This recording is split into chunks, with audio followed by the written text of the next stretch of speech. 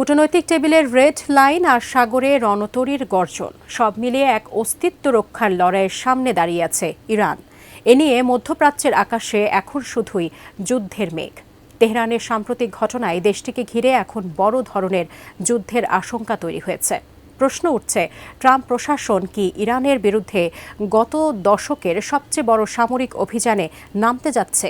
বিস্তারিত সাদিয়া সিদ্দিকার রিপোর্টে।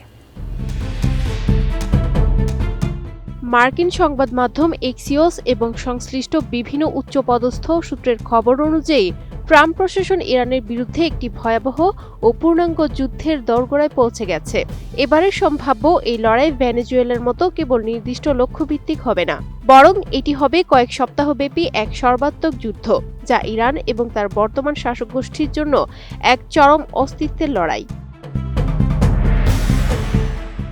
সবচেয়ে আশঙ্কার বিষয় হলো, এই সামরিক অভিযানটি হতে যাচ্ছে যুক্তরাষ্ট্র ও ইসরায়েলের বিশাল যৌথ অপারেশন। সামরিক বিশ্লেষকরা বলছেন, এর পরিধি গত বছরের জুড়ে 12 দিন ব্যাপী যুদ্ধের চেয়েও অনেক বড় হবে।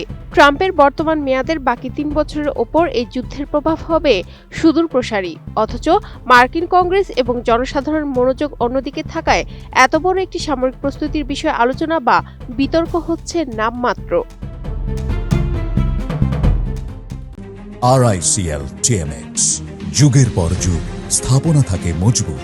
গত বছরের ডিসেম্বর থেকে জানুয়ারির প্রথম সপ্তাহ পর্যন্ত ইরানি শাসক গোষ্ঠী বিরোধী বিক্ষোভে কয়েক হাজার মানুষ নিহতের ঘটনায় হামলার কাছাকাছি পৌঁছেছিলেন ট্রাম্প। সেই সুযোগ হাতছাড়া হওয়ার পর ট্রাম্প প্রশাসন দ্বিমুখী নীতি গ্রহণ করে।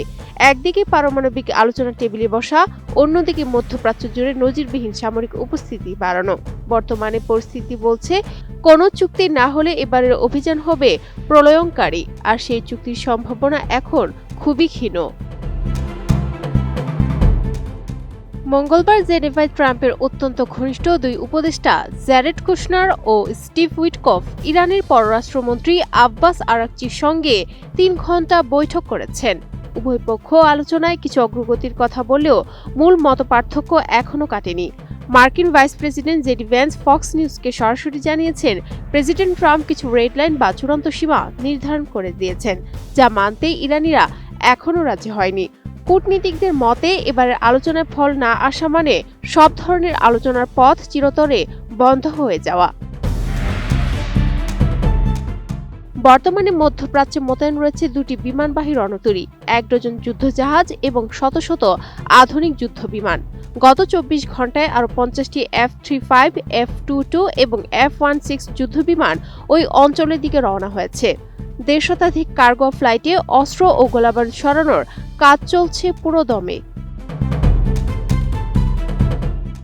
সিনেটর লিন্ডসে গ্রাহাম হামলার জন্য আরও কয়েক সপ্তাহ সময় লাগার কথা বলেও ট্রাম্পের একজন উপদেষ্টা ভিন্ন মত পোষণ করে বলেছেন, ট্রাম্প বিরক্ত হয়ে উঠেছেন এবং আগামী কয়েক সপ্তাহের মধ্যে সরাসরি সামরিক অ্যাকশন দেখার সম্ভাবনা 90%।